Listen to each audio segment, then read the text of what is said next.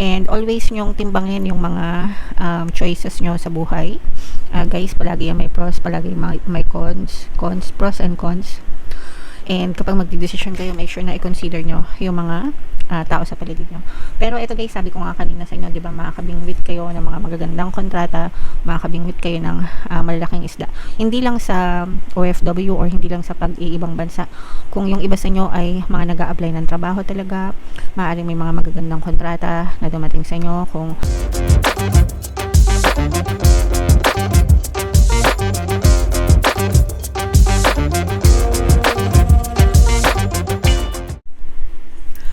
hello guys, hello Libra, welcome back to Pinoy Pixie Tarot. Ang pamagat ng episode natin for tonight is monthly check-in para ngayong March guys, para sa Libra, Sun, Moon, Rising Sign and Venus. Unahin natin itong deck na to mga kapiksi. Ito yung mga angel messages para sa inyong mga kapiksi. So we have compassion guys, no? Ito yung pagiging mabuti.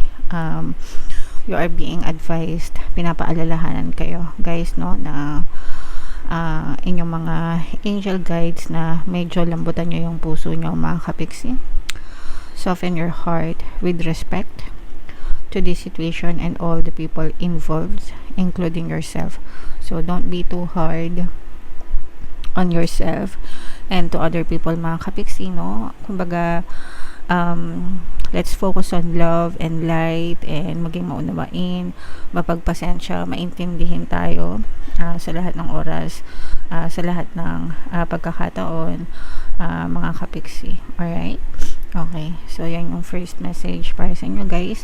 And ito naman ay cleansing guys, no? Clear your space. Get rid of clutter, clear the energy around you. Kung naniniwala kayo sa feng shui, gumamit kayo ng feng shui. Pero kapag kasi energy yan, everything is energy. Kapag cluttered yung space nyo, ibig sabihin magulo, di ba? Magulo, madumi, mabaho.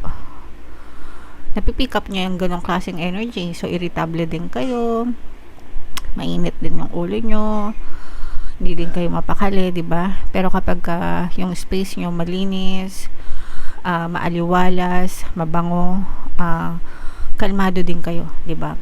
So clear your space mga kapiksi. And ito naman ay angel therapy. This is healing guys, no? Tinutulungan kayo ng mga angels nyo na mag-heal. Give your cares and worries to us angels.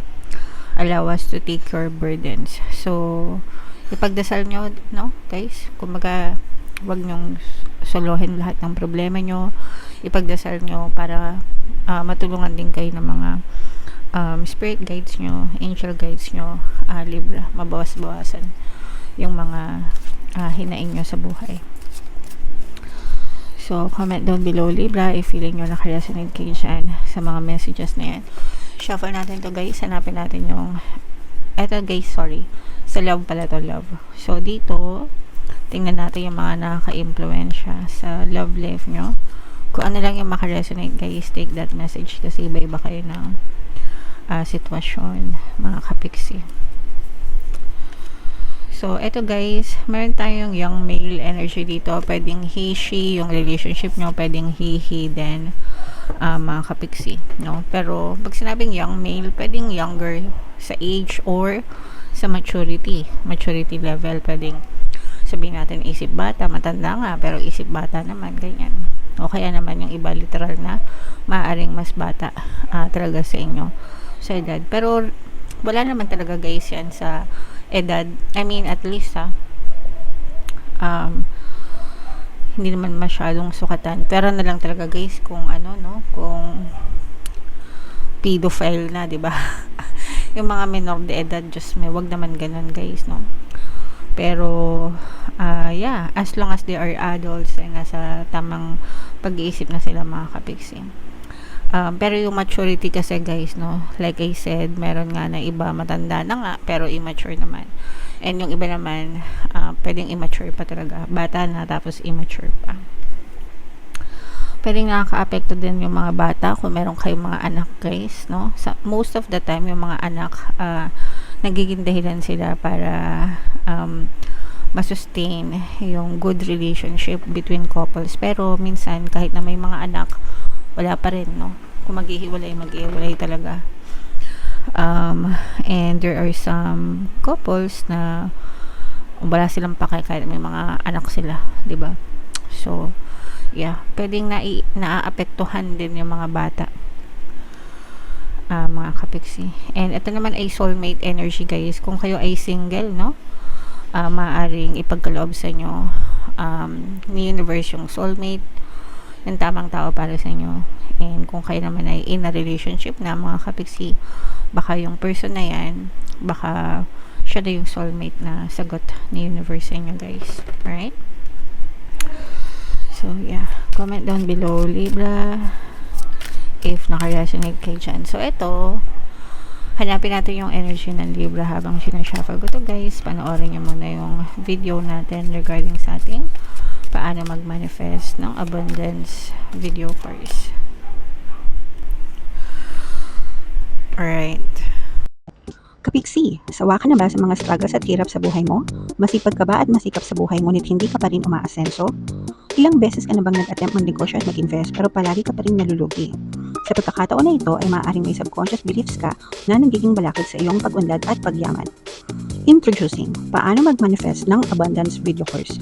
Dito ay matututunan mong ma-overcome ang mga balakid mo para tuluyan ka ng umunlad, umasenso, sumagana, maging matagumpay, successful at maswerte sa iyong kabuhayan, pera, trabaho, negosyo sa lapi at kaperahan ng bonggang-bongga. Dali, mag-send na ng email sa pinoypixie@gmail.com at simulan na ang iyong pagyaman ngayon. Alright, so sa lahat ng gusto mag-avail ng course, guys, meron tayong paano mag-manifest ng abundance video course, paano mawala ang third party at magkaroon ng harmonious na relationship, paano pabalikin si ex-survive breakup. Sa mga interesado, guys, mag-send lang kayo ng email sa pinoypixie@gmail.com. And sa mga naghahanap ng pampaswerte, guys, meron tayong money shaker jars at saka itong pampaswerte bracelet. Ito yung WhatsApp number natin, makikita nyo sa screen. I-chat nyo lang ako, lalagay ko din sa comment at sa description. So, Libra, kayo ay represent ng Queen of Swords. Kung ano lang yung makaresonate, guys, take that message. So, ito mga kapiksi, for some of you, pwede nagkakaroon kayo ng financial difficulties sa buhay nyo, mga financial constraints, mga kapiksi. Parang napapansin ng iba sa inyo na medyo mailap yung pera. O kaya naman, pwedeng meron kayong source of income, mga kapiksi, pero parang it's either kinakapos kayo o kaya naman parang nag-aantay kayo ng yung mga tinatawag na petsa de peligro, ganun. Sa sahod kayo, tapos pagkatapos ng ilang araw, parang ang bilis maubos, napupunta sa mga bayarin, sa mga bills, which is normal naman yun, guys. Lahat naman tayo nagbabayad ng bills. Tapos may mga times na kinakapos din. So, kailangan mangutang, and then kapag ka nangutang, mag-aantay ulit ng sweldo, ibabayad sa utang, tapos kung ano lang yung matira, pagkakasyahin, pag nagkulang, utang ulit. Parang ganun yung nagiging cycle ng iba sa inyo, mga kapiksi. So, sa mga ganyang pagkakataon, guys, kailangan natin mag-stretch stretch natin yung budget natin, kung ano yung kailangan tipirin natin, and then kung may chance na makabayad kayo ng utang by doing extra work, no? Extra pagkakakitaan, gawin nyo, mga kapiksi. Sa panahon ngayon, sabi nga ni UCL, no? Tamad na lang ang nagugutom.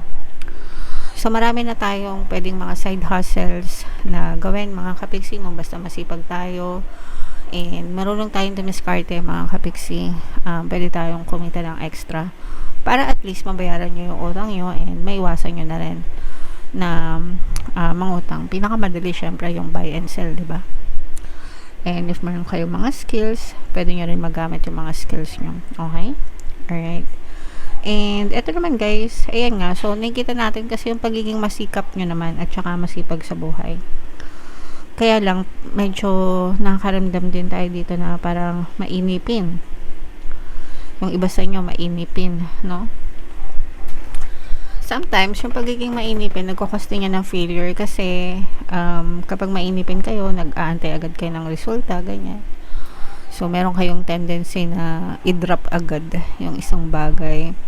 Pag wala kayong nakikitang resulta, kunwari, nag-negosyo kayo, tapos wala ka agad makitang resulta, after ilang months or ilang weeks, titigil na agad. So, hindi ganun, guys. Kailangan ng consistent na effort. bago kumita, no? So, wag kayong masyadong maging mainipin mga kapiksi. And eto naman guys, maganda to kasi may dadating na opportunity, especially sa abroad, no? Kung meron kayong mga nilalakad na abroad, ito sa mga kapiksi natin na may mga pending application sa abroad or gusto mag-abroad, lumipat sa abroad, mag-migrate, cross country. Yan.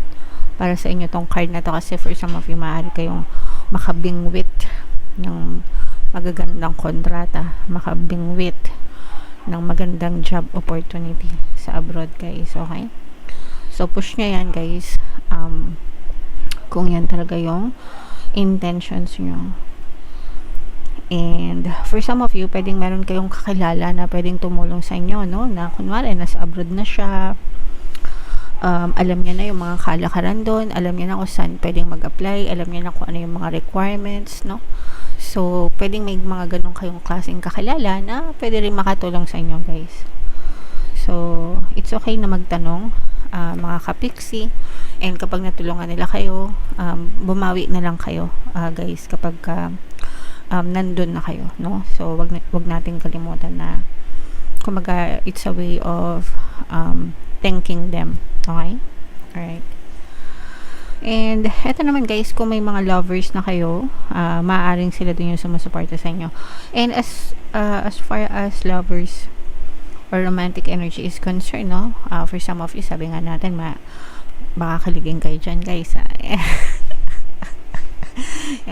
Yung iba dyan, baka himatayin sa kilig. For some of you nga, no? Diba sabi natin, maaaring makilala mo yung soulmate mo, yung the one para sa inyong mga kapiksi. Pero kung kayo ay in a relationship na guys, no, pwedeng sinusuportahan kayo ng specific person mo, especially yung pag-abroad, kasi mahirap mag-abroad guys, no, kasi ibig sabihin magkakalayo kayo, LDR, diba? Pero yung partner mo, very supportive siya sa'yo, kapiksi. And always nyong timbangin yung mga choices nyo sa buhay. Guys, palagi yung may pros, palagi may cons, pros and cons.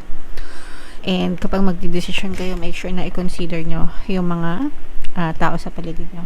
Pero ito guys, sabi ko nga kanina sa inyo, diba, makakabingwit kayo ng mga magagandang kontrata, makakabingwit kayo ng malalaking isda. Hindi lang sa OFW or hindi lang sa pag-iibang bansa.